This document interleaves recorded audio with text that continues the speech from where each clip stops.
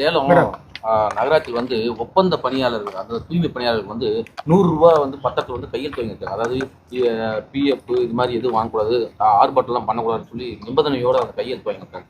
கையெழுத்து எல்லாம் வாங்கியிருக்காங்க. ஐயோ, அது ரொம்ப எப்படி அது எல்லாருக்குமே பேசுவதற்கும் அவர்களுடைய கருத்துக்களை சொல்லுவதற்கும் ஜனநாயக நாட்டில் உரிமை இருக்கு. பேசக்கூடாது, கேட்கக்கூடாது அப்படின்றது வந்து தவறான ஒரு இது. அது எப்படி வாங்குவாங்கன்றது பெரிய கேள்விக்குறி.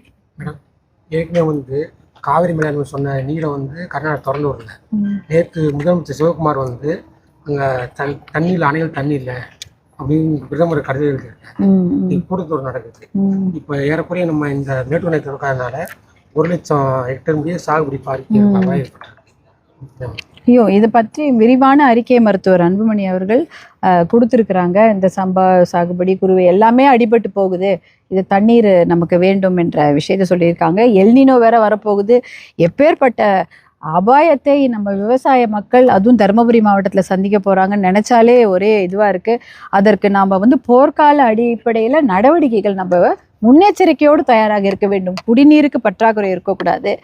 விவசாயத்துக்கு தண்ணீர் இல்லை என்றால் அப்போ விவசாய மக்களுக்கு என்ன நிவாரணம் அளிக்க போகிறோம் என்பதை பற்றியெல்லாம் வந்து நம்ம வந்து நிறைய போர்க்கால அடிப்படையில் நிவாரணங்கள் வழங்கப்பட வேண்டும் என்பது நம்ம தயாராக இருக்கணும். ஏன்னா தண்ணி இல்லைன்னா விவசாயம் கிடையாது. அப்போ எப்படி வந்து அவங்களுடைய வாழ்வாதாரம் எப்படி இருக்க போதோ, நமக்கு எப்படி சாப்பாடு வரப்போகுது? நம்ம நகரத்தில் இருக்கிறோம், கிராமத்தில் இல்லாமல் நகரத்தில் இருக்கக்கூடிய மக்கள் அப்போது அத்தியாவசிய உணவுப் பொருட்களுக்கான விலை எப்படி ஏறப்போகிறது என்பதெல்லாம் நினச்சாலே அப்போ நம்ம அதற்கான முன்னெச்சரிக்கை நடவடிக்கை நம்ம எடுத்துகிட்டே இருக்கிறோம். அதற்கு வல்லுநர் குழுலாம் இருப்பாங்க, அவங்க அதை செய்து கொண்டிருப்பார்கள் என்று நம்ம நம்பிக்கையோடு பார்க்குறோம்.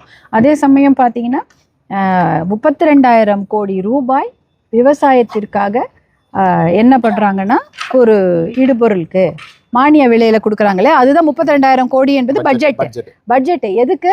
உரத்துக்கோ, கடப்பாறைக்கோ, மண்வெட்டிக்கோ, டிராக்டருக்கு எல்லாமே விவசாய பெருங்குடிகளுக்கு கொடுக்க பட்ஜெட் இருக்குது, 32,000 கோடி ரூபாய்.